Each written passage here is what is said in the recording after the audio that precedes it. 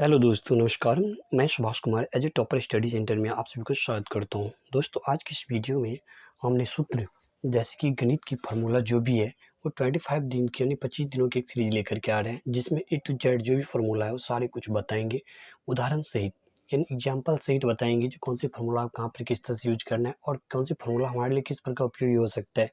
ये जो फार्मूला की जो सीरीज है वो 1 से लेकर के 12 ही नहीं, जहाँ जब तक आप मैथ पढ़ेंगे तब तक इसका उपयोग होने वाला है और तब तक ये आपके लिए मददगार साबित हो सकता है। तो आइए एक-एक करके हम जानते हैं। जैसे कि आज डे फर्स्ट यानी पहले दिन है, संख्या पद्धति के बारे में जानेंगे। यदि अभी तक आप हमारे यूट्यूब चैनल को सब्सक्राइब नहीं किए हैं तो सब्सक्राइब जरूर कर दें, साथ में बेल आइकन बटन को क्लिक भी जरूर करें।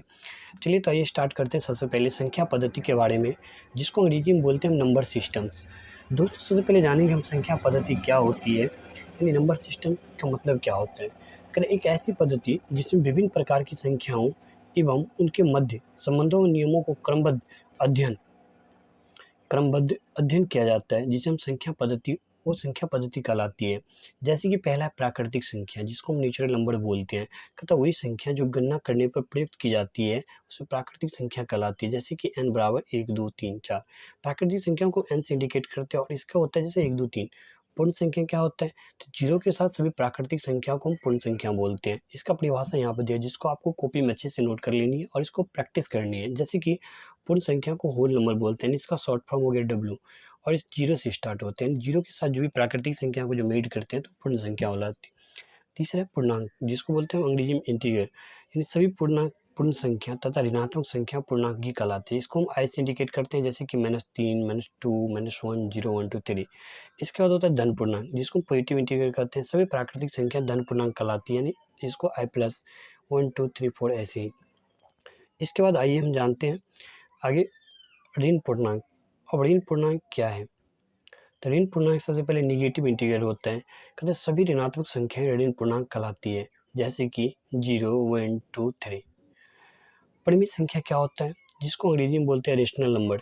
तो वे सभी संख्याएं जिसको पी बाई क्यू के रूप में व्यक्त किया जा सके उसको परिमित संख्या बोलते हैं। जैसे क्यू बड़ा equal to P by Q, Q बात पी तथा क्यू पूर्णांक है और क्यू डिज नॉट इक्वल 0। जैसे मैं 5 -2 4/5 0 आदि ये परिमित संख्या हो गया। इसी तरह अपरिमित संख्या के बारे में, जिसको इरेशनल नंबर बोलते हैं, कहता वे सभी संख्याएं जिन्हें पी बाई क्यू के रूप में हम व्यक्त नहीं कर सकते हैं उसको अपरिमित संख्या कहते हैं। जैसे कि √2 √3 √5 आदि अपरिमित संख्या है। पाई एक अपरिमित संख्या, ये याद रखना, पाई क्या है, एक अपरिमित संख्या है, क्योंकि 22/7 था 3.14 पाई के लगभग बराबर ही है। आगे है वास्तविक संख्याएं, जिसको हम रियल नंबर बोलते हैं। तो वही सभी संख्याएं जो या तो परिमेय हो अथवा अपरिमेय, उसको हम वास्तविक संख्या कहते हैं। इसके बाद जानेंगे हम सम संख्या के बारे में।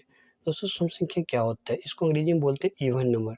तो वे सभी संख्याएं जो 2 से पूर्णतः विभाजित हो जाता है उसको हम सम संख्या बोलते हैं। जैसे कि देखो 2 4 6 8, ये सभी संख्या 2 से विभाजित है। विषम संख्या क्या होता है, जिसको बोलते हैं ओड नंबर। तो ये सभी संख्याएं जो 2 से पूर्णतः विभाजित नहीं होती है उसको हम विषम संख्या कहते हैं। जैसे कि 1 3 5 7 यदि विषम संख्या है।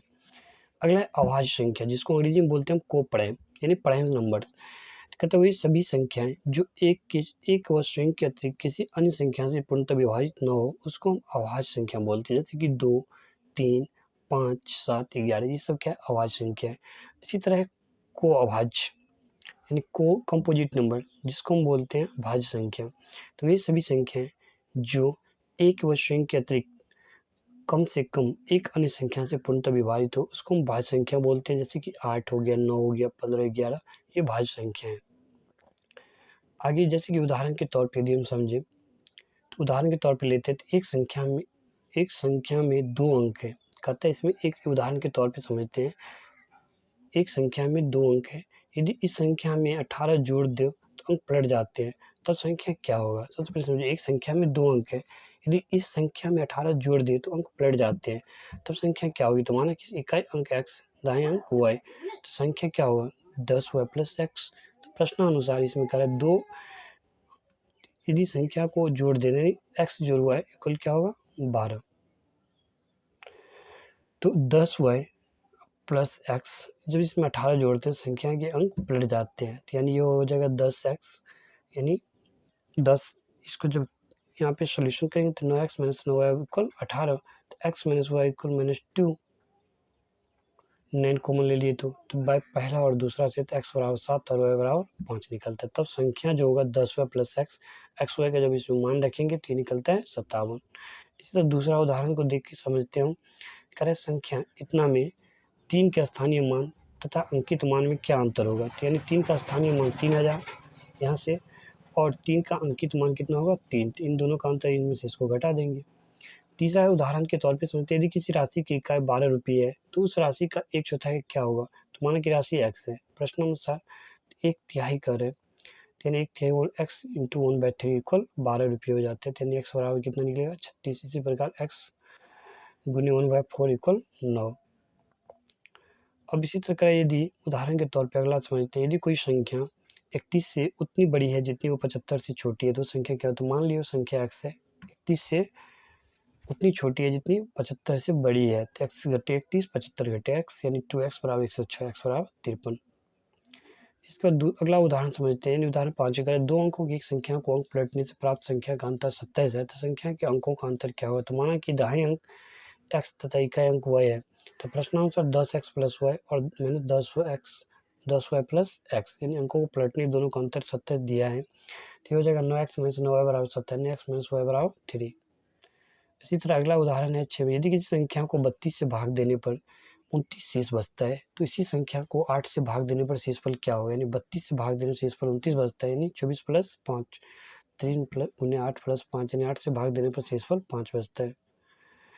5 अंकों की वो बड़ी से बड़ी संख्या ज्ञात कीजिए जो 91 से पूर्णतः विभाजित हो। यानी 5 अंकों को बड़ी से बड़ी संख्या इतना, और वो कितने से विभाजित होने चाहिए 91 से। जब 91 से हम भाग किए तो शेषफल बचता है 81 और भागफल इतना, यानी 91 इतना को 91 से भाग देने पर शेषफल 81, यानी इसमें से 81 को माइनस कर देंगे तो वो संख्या होगा 99,918।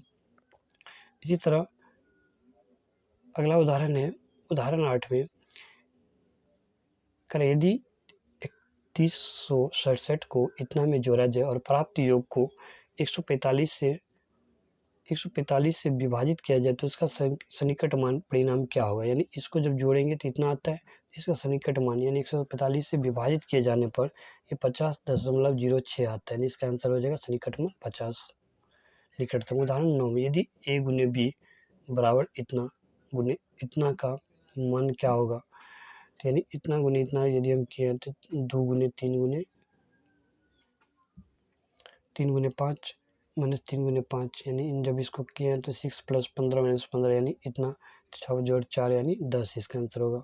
इसी तरह उदाहरण अगला देखते हैं 10, यानी इसका पावर कितना दिया 173 में इकाई अंक क्या होगा। यानी इतना में इकाई अंक होगा 4 गुने 13 प्लस 1, 43 प्लस 1 में इकाई अंक है 2 का पावर 4, इसका पावर 43 गुने 2 में इकाई अंक है 16 गुने 2 में इकाई अंक होगा, इसका आंसर 2। संक्षिप्त विधियों से गुना। आइए जानते हैं संक्षिप्त विधियों से गुना कैसे करें। दी गई संख्या को दाईं ओर इतने शून्य लगाएं जितने न हो।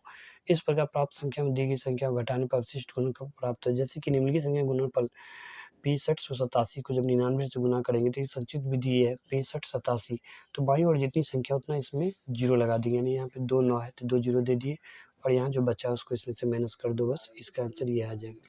ये संक्षिप्त गुना हो गया। इन जैसे इसमें देखो 87 94 है, इसमें 2 2 4 1 5 6 9 है, तो 87 94 में 5 को जीरो डाल देंगे यहाँ पे, और उसमें से ये जो बचा है इसको माइनस कर देंगे तो इतना आ जाता है। इसका मतलब संक्षिप्त गुना हो गया। अरे दोस्तों, आज की इस वीडियो में हमने सीखे संख्या पद्धति का से में जो भी इम्पोर्टेंट फॉर्मूला था और जो भी इम्पोर्टेंट जो हमें डिफिनीशन याद करनी थी उन सब के बारे में हमने इसमें पढ़े हैं। उसको आप लोग अच्छे से नोट कर लिए होंगे और इसको प्रैक्टिस भी करना। साथ में कुछ उदाहरण बताएं जो कि बहुत इंपॉर्टेंट है कॉम्पिटिशन से लेके हमारे स्कूल और बोर्ड तक के एग्जामों के लिए। इसलिए आप इसको भी बार बार प्रैक्टिस करिए। फिर भी यदि कोई दिक्कत हो तो कमेंट बॉक्स में टाइप करिए, उसको चाहूँगा मैं फिर से आपको बताने के लिए। यदि अभी तक आप हमारे यूट्यूब चैनल को सब्सक्राइब नहीं किया तो सब्सक्राइब जरूर कर दें, साथ में बेल आइकन बटन को क्लिक भी जरूर करें, अपने फ्रेंड और दोस्तों के साथ शेयर भी जरूर करें। मिलते हैं नेक्स्ट वीडियो में, तब तक जय हिंद।